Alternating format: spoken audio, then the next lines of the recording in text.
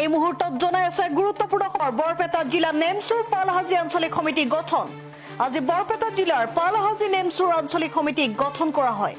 উক্ত অনুষ্ঠানত উপস্থিত থাকে নেমচুৰ কেন্দ্ৰীয় সমিতিৰ কাৰ্যকৰী সভাপতি আবুল হুছেইন, নেমচুৰ বৰপেটা জিলা সভাপতি লালচান আহমেদ, সাধাৰণ সম্পাদক জেহেৰুল হক, উপসভাপতি আলহাজ আৰিয়ানকে ধৰি ভালে সংখ্যক বিশিষ্ট ব্যক্তিসকল। অনুষ্ঠানত পালহাজী আঞ্চলিক সমিতিৰ সভাপতি হিচাপে সানোৱাৰ আলী, সাধাৰণ সম্পাদক মহম্মদ জুৰাইছ আৰু মনিৰ আলীক সাধাৰণ সম্পাদক হিচাপে দায়িত্ব প্ৰদান কৰে। লগতে এই 31জনীয়া আঞ্চলিক সমিতিয়ে নেমচুৰ হৈ শক্তিশালী ভূমিকা পালন কৰিব বুলি প্ৰতিশ্ৰুতি প্ৰদান কৰা পৰিলক্ষিত হয়।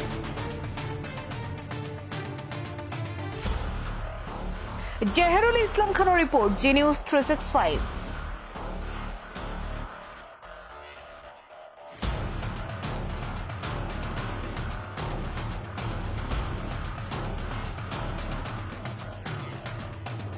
মোহাম্মদ সানোয়াৰ আলী সভাপতি, হজৰত জুৰাইছ সাধাৰণ সম্পাদক, মনিৰ আলীক সাধাৰণ সম্পাদক লৈ পালহাজী অঞ্চলৰ 31জন জনীয়া এখন কমিটি আঞ্চলিক গঠন কৰা হ'ল উত্তৰ পূৰ্বাঞ্চল নেমচু ছাত্ৰ সন্থাৰ।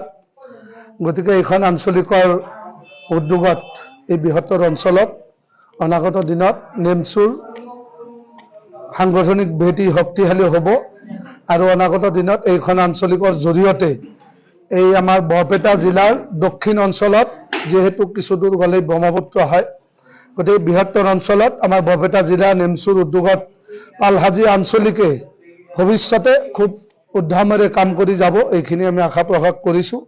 তেখেত হৈছে আমাৰ সভাপতি মোহাম্মদ সানোৱাৰ আলী, হজৰত জুৰাইছ সাধাৰণ সম্পাদক আৰু হৈছে মনিৰ আলী, তেখেতো সাধাৰণ সম্পাদক। এই তিনিজনৰ নেতৃত্বত 31জনীয়া কমিটিখন আজি আমি ঘোষণা কৰিলোঁ।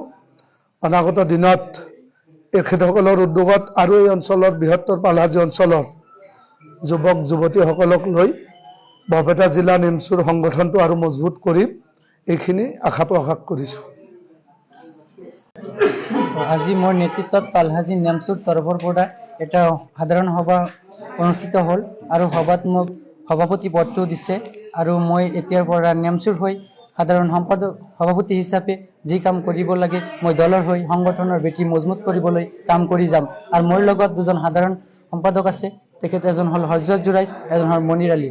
তেখেতো মোৰ লগত আৰু 31জনীয়া সংগঠনিক ভেটি মজবুত কৰাৰ কাৰণে আছে। তেখেত সকলক লৈ আমি বলিষ্ঠ কণ্ঠৰে পালহাজী আঞ্চলিকৰ হৈ কাম কৰিম আৰু সংখ্যালঘু উদ্যোগিত অঞ্চলৰ যিহেতু আমি জন্মগ্ৰহণ কৰিছোঁ, যিহেতু সংখ্যালঘু মা দেউতাৰ হকে কিবা এটা কৰিবলৈ পাই আমি নিজকে গৌৰৱিত অনুভৱ কৰিছোঁ, যাতে আমি এইখন নেমচুৰ তৰফৰ পৰা যিখন উত্তৰ পূৰ্ব অঞ্চলৰ সংখ্যালঘু সংগঠন হিচাপে পৰিচিত, আমি এই সংগঠনৰ হৈ কাম কৰিম, যাতে ব্ৰহ্মপুত্ৰ নদীৰ গৰাখহনীয়া, যিবোৰৰ সমস্যা, NRCৰ সমস্যা, কা কেবৰ সমস্যা, আমি এই সমস্যাবিলাকৰ হৈ যাতে মাত মাতিব পাৰোঁ, যাৰ কাৰণে এই নেমচুৰ তৰফৰ পৰা আমাক সভাপতি পদটো দিছে আৰু এই পদটো মই যাতে ভাল কামত কটাব পাৰোঁ, এইখিনিতে মোৰ বক্তব্য সামৰিছোঁ।